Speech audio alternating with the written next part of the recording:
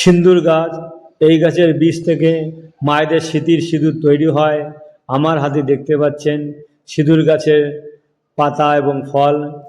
এই ফলের বীজ থেকে তৈরি সিঁদুর মায়েদের সৌন্দর্য বৃদ্ধি করে। শরীরের কোনো স্থানে ক্ষত হলে এর বীজ থেতো করে প্রলেপ দিলে ভালো হয়।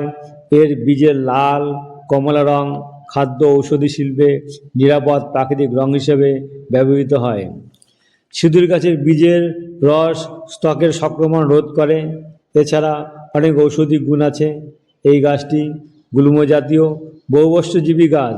এই গাছ কুচবিহারের জঙ্গলে ও ঝাড়ে দেখতে পাওয়া যেত, এখন প্রায় লুপ্ত হয়ে গেছে। কুচবিহার জেলার মাথাভাঙায় বন বিভাগের দপ্তরের গেটে এখনও দেখতে পাওয়া যায়। এর বীজ সংগ্রহ করে চারা তৈরি করে রোপণ করুন, বিস্তার ঘটান, যাতে আমাদের আগামী প্রজন্ম চিনতে পারে, জানতে পারে সিন্দুর গাছ।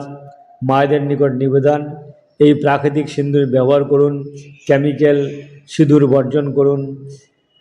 এই গাছের সায়েন্টিফিক নাম বিক্সা অরিলিনা।